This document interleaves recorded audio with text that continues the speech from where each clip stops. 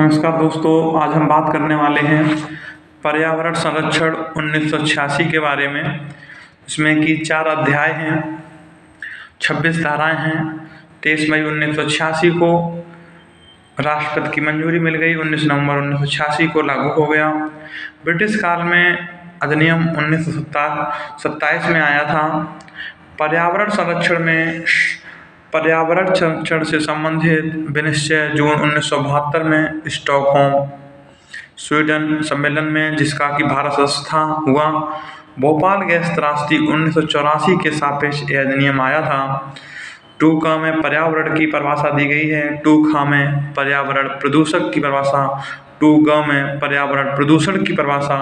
2 में पर संकट में पदार्थ की परिभाषा दी गई है।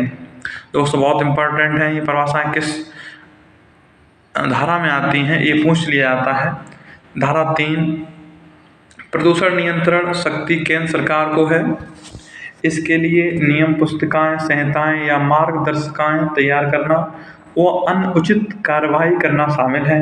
धारा 4 के अंतर्गत केंद्र सरकार द्वारा अधिकारियों की नियुक्ति। धारा 5 में केंद्र सरकार अधिकारी को लिखित निर्देश दे सकता है और जो बाध्यकारी होते हैं। धारा 3 के अंतर्गत राष्ट्रीय हरित अधिकरण अधिनियम 2010 बना था। धारा 7, कोई भी चीज मानक से अधिक उत्सर्जित नहीं होगी। धारा 8, पर संकट में पदार्थों से रक्षा उपायों का पालन होगा। धारा 9, किसी भी आकस्मिक कृत्य के लिए उत्तरदायी व्यक्ति अधिकारी को सूचना देगा और मांग किए जाने पर सहायता प्राप्त करेगा। धारा 10 के अंतर्गत केंद्र सरकार द्वारा नियमित व्यक्ति किसी स्थान में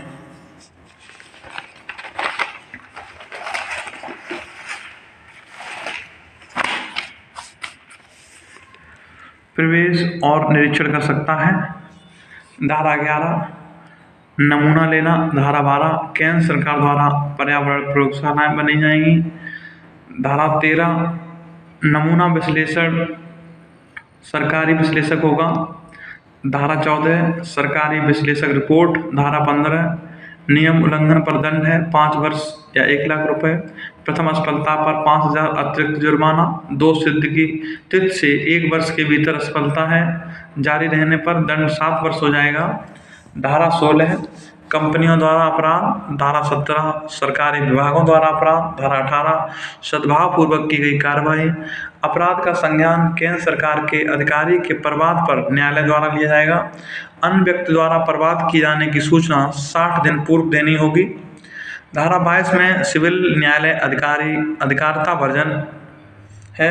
केंद्र सरकार आवश्यक समझने पर शक्तियां किसी अधिकारी, राज्य सरकार या प्राधिकरण को प्रत्यायोजित कर सकती है। प्रत्यायोजित शक्तियों में अधिकरण गठन, नियम बनाना शामिल नहीं है।